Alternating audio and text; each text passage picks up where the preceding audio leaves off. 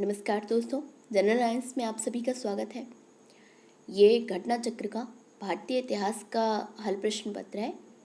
इसमें अब मध्यकालीन भारतीय इतिहास का जो मुगल काल का बादशाह अकबर का सेगमेंट है उसको हम लोग स्टार्ट करेंगे। तो आइए नोट से स्टार्ट करते हैं। अकबर का जन्म 15 अक्टूबर 1542 को अमरकोट के राजा बीरसाल के महल में हुआ था। 14 फरवरी 1556 को पंजाब में गुरदासपुर के निकट कलानौर नामक स्थान पर उसे बादशाह घोषित किया गया था। 42 में पैदा हुए और 56 में इन्हें क्या कर दिया गया, बादशाह घोषित कर दिया गया 1556 में। ठीक है, इस समय उनकी आयु कितनी थी? केवल 14 वर्ष थी। शाह अब्दुल माली ने अकबर के राज्याभिषेक में सम्मिलित होने से इनकार कर दिया था। हुमायूं से फरजंद पुकारता था, मतलब पुत्र को। बैरम खां अकबर का संरक्षक था और अकबर ने उसे अपना वकील या वजीर नियुक्त किया था। किसको? बैरम खां को। उसे खाने खाना की उपाधि से विभूषित किया था। अकबर ने सर्वप्रथम कछवाहा राजपूतों से वैवाहिक संबंध स्थापित किए थे। जिस समय अकबर ख्वाजा मोइनुद्दीन चिश्ती की दरगाह की यात्रा हेतु जा रहे थे तो सांगरी नामक स्थान पर आमेर के राजा भारमल 1562 में बादशाह की सेना में उपस्थित हुआ। उसने अकबर की अधीनता स्वीकार किया और अपनी ज्येष्ठ पुत्री, जिसका नाम हरखाबाई था, लोक प्रचलित नाम जो अभी जोधाबाई हम लोग कहते हैं, जो का विवाह करने की इच्छा भी व्यक्त की। तो अकबर ने राजा का प्रस्ताव स्वीकार कर लिया और अजमेर से लौटते समय सांभर में उसने राजा बिहारी मल की पुत्री से, बिहारी मल या भारमल की पुत्री से विवाह किया। यह अकबर का प्रथम राजपूत कन्या से विवाह था। ठीक है, जो हरखाबाई के साथ था। ठीक है, जिसने स्वेच्छा से अकबर की अधीनता स्वीकार की और इसी राजपूत राजकुमारी से शहजादे सलीम का जन्म हुआ था, जो जहांगीर बने थे बाद में। ठीक है, अकबर ने सूफी मत में अपनी आस्था जताते हुए चिश्तिया संप्रदाय को समर्थन दिया था। वह ख्वाजा मोइनुद्दीन चिश्ती की दरगाह है अजमेर स्थित दरगाह पर दर्शन करने हेतु अक्सर जाता था। अपनी उदार धार्मिक नीति के अंतर्गत उसने 1562 ईस्वी में दास प्रथा, 1563 में तीर्थ यात्रा कर और 1564 में जजिया कर समाप्त कर दिया था। देखिए, 1562 में इसने हिंदू विवाह भी किया, उसी टाइम इसने सती प्रथा, फिर उसके बाद 1563 में तीर्थ यात्रा कर और 1564 में क्या किया था, जजिया कर को, सती प्रथा नहीं, सॉरी, 1562 में दास प्रथा को। ठीक है, और 1564 में जजिया कर को समाप्त कर दिया था। तो क्या क्या किया था? दास प्रथा का, तीर्थ यात्रा कर और जजिया कर। अपने सामाजिक सुधार के अंतर्गत उसने बाल विवाह एवं सती प्रथा को रोकने का प्रयत्न किया था। मतलब सती प्रथा को बंद नहीं, समाप्त नहीं किया था, लेकिन हाँ, रोकने का प्रयत्न किया था इसने। ठीक है, उसने यह आज्ञा दी थी कि आदमी को एक ही स्त्री से विवाह करना चाहिए, वह तभी दूसरा विवाह कर सकता है जब उसकी पहली पत्नी बंध्या हो। महामन खां के पुत्र आदम खां को 1562 में अकबर ने स्वयं मारा था, क्योंकि उसने अकबर के प्रधानमंत्री अदका खां की हत्या कर दी थी। दुर्गावती गोंडवाना की हिंदू राज्य की योग्य शासिका थी। अकबर के आक्रमण के फलस्वरूप शत्रु से गिर जाने पर इस वीर रानी ने आत्महत्या कर ली थी। दुर्गावती आत्महत्या कर ली थी। 1565 ईस्वी में मारवाड़ के शासक राव चंद्र सेन ने भद्राजूड़ में मुगल सेनाओं का सामना किया, लेकिन चारों तरफ से घिर जाने के कारण उसे सिवाना जाना पड़ा।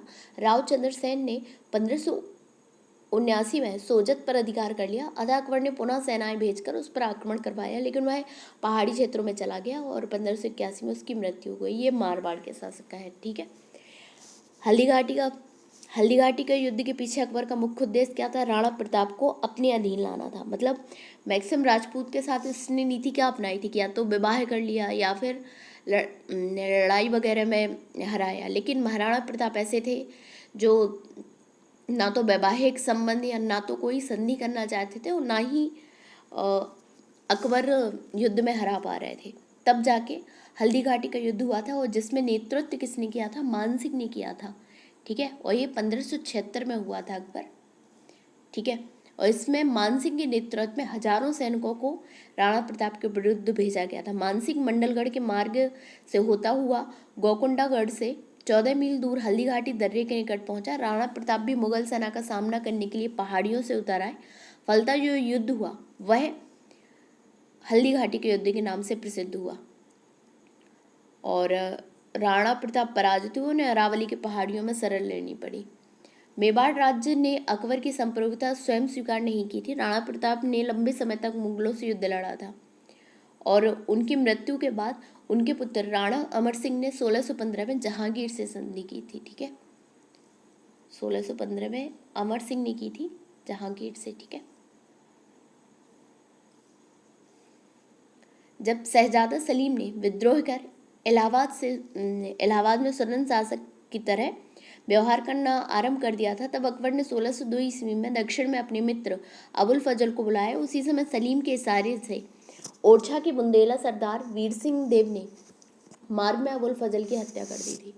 ठीक है, तो अबुल फजल की हत्या कैसे हुई थी? तो वो ओरछा के बुंदेला सरदार थे वीर सिंह देव जी, तो उन्होंने कर दी थी। ठीक है, अकबर पहला मुस्लिम शासक था जिसने इस बात का अनुभव किया था कि मुगल साम्राज्य की सुदृढ़ता के लिए भारत की बहुसंख्यक हिंदू जनता का सहयोग प्राप्त करना नितांत आवश्यक है। उसने हिंदू मुस्लिम समुदायों को राष्ट्रीय एकता के सूत्र में बांधने का प्रयास किया। मुगल शासन व्यवस्था को स्थापित करने का श्रेय अकबर को ही है। उसकी केंद्रीय शासन व्यवस्था और बादशाह के पद और अधिकारों एवं कर्तव्यों की व्याख्या, उसके प्रांतीय शासन, उसकी लगान व्यवस्था, उसकी मुद्रा व्यवस्था, उसकी मनसबदारी व्यवस्था आदि सभी को उसके समय में सफलता प्राप्त हुई। वह अपने उत्तराधिकारियों के लिए आधार स्वरूप बनी। अकबर एक महान शासक था जिसका साम्राज्य अफगानिस्तान से लेकर गोदावरी नदी के किनारे तक विस्तृत था। वह एक धर्मनिरपेक्ष शासक था। संपूर्ण सत्ता उसी में निहित थी। अतः वह प्रशा के फेडरिक महान और इंग्लैंड की रानी एलिजाबेथ की तरह प्रबुद्ध निरंकुश शासक कहा जाता है अकबर, जिसके शासन में कानून की दृष्टि में सभी समान है। अकबर के शासनकाल में पुनर्गठित केंद्रीय प्रशासन तंत्र के अंतर्गत मीरबख्शी मुख्यतः सैन्य विभाग का प्रमुख था। तो मीरबख्शी किसे कहते थे? अकबर के शासन में सैन्य विभाग का जो प्रमुख था उसे कहते थे मीरबख्शी। ठीक है, उसका कार्य सैनिकों का वेतन और सैनिक संगठन से संबंधित था। अकबर ने 1573 में घोड़ों को दागने की प्रथा का पुनः प्रचलन किया, जिसमें सेनापति अपने घोड़े न बदल सके अथवा एक घोड़े को 2 बार न प्रस्तुत कर सके। 1574-75 में अकबर ने मनसबदारी व्यवस्था के आधार पर सैनिक संगठित किए। कौन से आधार पर? मनसबदारी व्यवस्था के आधार पर सैनिक संगठन किया। मनसब शब्द का अर्थ क्या है? श्रेणी या पद है। मनसबदार का अर्थ उस अधिकारी से था जिसे शाही सेना में एक पद या श्रेणी प्राप्त थी। अकबर की मनसबदारी व्यवस्था दशमलव प्रणाली पर आधारित थी। किस पर? दशमलव प्रणाली पर। दीवान शब्द फारसी भाषा का है और खलीफा उमर के काल में मुसलमानों ने इसे अपनाया था। बेस का प्रयोग खजाना विभाग के लिए करते थे। अकबर के शासनकाल में 9वें वर्ष से लेकर 30वें वर्ष तक दीवान पद मुजफ्फर खां तुर्बती, राजा टोडरमल एवं ख्वाजा साहेब मंसूर के हाथों आता जाता रहा। दीवान आर्थिक मामलों एवं राजस्व का सर्वोच्च अधिकारी होता था। मैन इसमें टोडरमल फेमस है। मुगल मनसबदारी प्रणाली मध्य एशिया से ली गई थी। इस प्रकार का सैन्य विभाजन चंगेज खां के नेतृत्व में मंगोल सेना में किया गया था। मुगल बादशाह अकबर ने मनसबदारी व्यवस्था अपने शासनकाल के 11वें वर्ष में प्रारंभ किया था। कौन से? 11वें वर्ष में, 1511-67 में। ठीक है, मनसब प्राप्तकर्ता 3 वर्गों में विभक्त थे। 10 से 500 से कम मनसबदार, 500 से 2500 तक अमीर, 2500 से ऊपर अमीर आजम कहलाते थे। इसके अलावा जात और सवार की दृष्टि से भी 3 श्रेणियों में बांटा गया था। अकबर के शासनकाल में भू राजस्व प्रणाली के लिए जब्ती प्रणाली का प्रचलन हुआ। तो भू राजस्व वसूली के लिए कौन सी प्रणाली थी अकबर के टाइम? जब्ती प्रणाली, जो भूमि सर्वेक्षण भू राजस्व निर्धारण के लिए दस्तूर उल अलम या जब्ती खसरे की तैयार पर आधारित थी।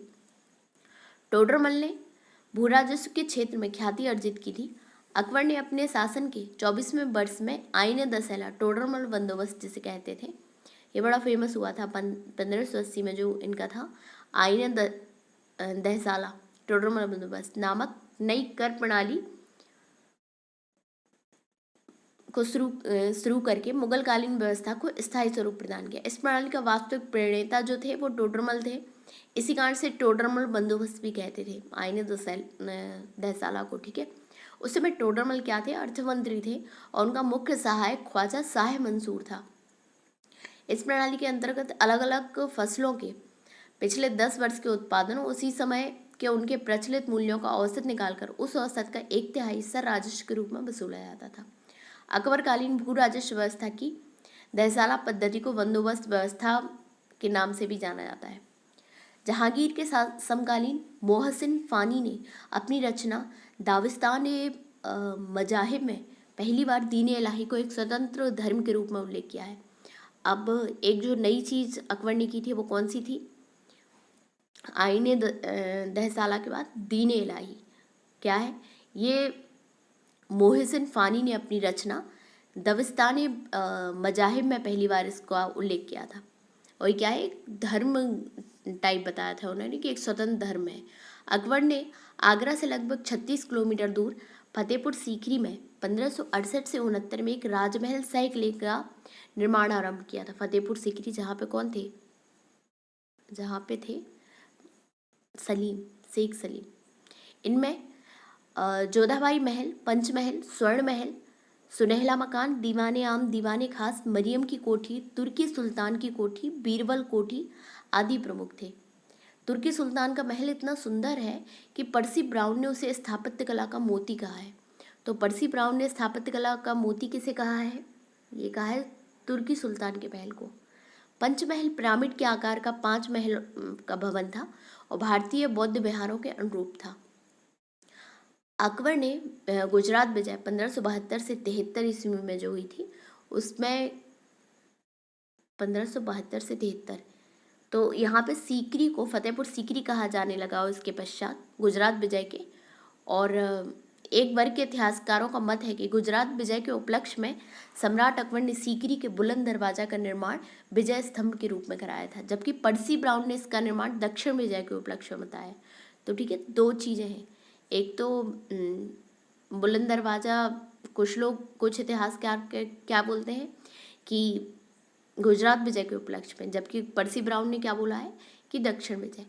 अकबर ने 1582 ईस्वी में तौहीद ए इलाही या दीन इलाही की स्थापना की थी। तो दीन इलाही जो जहांगीर के टाइम उल्लेख हुआ है ग्रंथ में, तौहीद इलाही, दीन इलाही, इसकी स्थापना कब हुई थी? 1582 में। इसके अंतर्गत अकबर ने सभी धर्मों के मूल सिद्धांतों को सम्मिलित कर इसे सर्वमान्य बनाने का प्रयास किया। दीन इलाही वास्तव में सूफी सर्वेश्वरवाद पर आधारित एक विचार पद्धति थी। इस नवीन संप्रदाय का प्रधान पुरोहित अबुल फजल था। कौन थे प्रधान पुरोहित? अबुल फजल थे। हिंदुओं में केवल बीरबल ने इसे स्वीकार किया था। ठीक है। अकबर का मकबरा सिकंदरा नामक गांव में स्थित है, जिसे सुल्तान सिकंदर लोदी ने अपने नाम पर बसाया था। अकबर ने इसका नाम बहिस्ताबाद रखा था। इसके निर्माण की योजना अकबर ने बनाई थी, किंतु निर्माण जहांगीर ने 1613 ईस्वी में करवाया था। यह मकबरा 5 मंजिला है। इसकी प्रमुख विशेषता गुंबद विहीन होना है। ठीक है, तो मैंने यही पूछा जाता है कि अकबर का मकबरा कहाँ स्थित है? तो सिकंदरा। ठीक है। अकबर ने अपने राजकवि फैजी की अध्यक्षता में एक अनुवाद विभाग की स्थापना की थी। तो अनुवाद विभाग की भी स्थापना करवाई थी और अध्यक्ष कौन था? फैजी था। अकबर के आदेश से महाभारत के विभिन्न भागों का रज़्मनामा नाम से महाभारत का फारसी में अनुवाद किया गया। नकीम खां, वदायूनी और फैजी आदि विभिन्न विद्वानों ने सम्मिलित रूप से प्रयत्न किया था। इसके अतिरिक्त वदायूनी ने रामायण का, फैजी ने लीलावती का और फजल ने कालिया दमन का फारसी अनुवाद किया था। अकबर के दरबार में प्रसिद्ध ग्रंथकर्ताओं में सबसे प्रमुख कश्मीर का मोहम्मद हुसैन था, जिसे अकबर ने जरी कलम की उपाधि दी थी। कौन थे? मोहम्मद हुसैन थे, जिन्हें जरी कलम की उपाधि दी की थी। हरिविजय सूरी वह जैन साधु था जो अकबर के दरबार में कुछ वर्ष तक रहा और जिसे जगत गुरु की उपाधि से सम्मानित किया गया। मुगल दरबार में एक अन्य विद्वान जिन चंद्र सूरी भी रहते थे, जिन्हें युग प्रधान की उपाधि प्रदान की गई। तो जो दो लोग थे, हरिविजय सूरी और जिन चंद्र सूरी। ठीक है, दो थे। हरिविजय सूरी जगत गुरु की उपाधि थी उन्हें, और जिन चंद्र सूरी को युग प्रधान। इंग्लैंड की रानी एलिजाबेथ वन का समकालीन भारतीय राजा अकबर था। दिसंबर 1600 में ईस्ट इंडिया कंपनी की स्थापना के समय इंग्लैंड में रानी एलिजाबेथ थी। भारत में उस समय अकबर 1556 से 1605 तक शासन था। एलिजाबेथ वन का शासनकाल कब से कब तक था? 1558 से 1603 तक। अकबर से मतलब 2 साल पहले ही ये इनका खत्म हो गया था शासनकाल। मुगल कानूनी विद्वान अबुल फजल ने अमेरिका की खोज का उल्लेख किया है। ठीक है, अबुल फजल ने अमेरिका की खोज का उल्लेख भी किया है, ठीक है। 1492 में हुआ था ना, कोलंबस ने जो किया था। रॉल्फ फिच फतेहपुर सीकरी और आगरा पहुंचने वाला पहला अंग्रेज व्यापारी था। फिच फतेहपुर सीकरी पहुंचा था, ठीक है। अकबर ने फतेहपुर सीकरी में 1575 में इबादत खानी की स्थापना की थी। तो इबादत खानी की स्थापना कौन से ईयर में हुई थी? 1575 में हुई थी। और कहाँ हुई थी? फतेहपुर सीकरी में। इसका उद्देश्य क्या था? दार्शनिक और धार्मिक विषयों पर वाद विवाद करना। 1578 में इसने सभी धर्मावलंबियों के लिए इबादत खाने का द्वार खोल दिया था। अकबर ने समस्त धार्मिक मामलों को अपने हाथों में लेने के लिए 1579 में महजरनामा की घोषणा की। यह महजरनामा अबुल फजल के पिता शेख मुबारक ने तैयार किया था। मजहर को स्मिथ और बुलजल हैग ने अचूक आज्ञा पत्र कहा है। मजहर जारी करने के बाद अकबर ने सुल्तान आदिल, इमाम आदिल की उपाधि धारण की थी। कौन सी उपाधि? सुल्तान आदिल और इमाम आदिल। अकबर स्वयं बसंत, होली, दिवाली जैसे त्योहारों उत्सव में भाग लेता था। उसने तुलादान, झरोखा दर्शन आदि हिंदू त्योहारों को भी स्वीकार कर दिया था। लेनपूल के अनुसार हिंदू राजाओं को एकजुट कर लेना अकबर के समय की सबसे स्पष्ट विशेषता थी। डॉक्टर आरसी त्रिपाठी के अनुसार अकबर अपने युग की संतान और पिता दोनों था, ठीक है।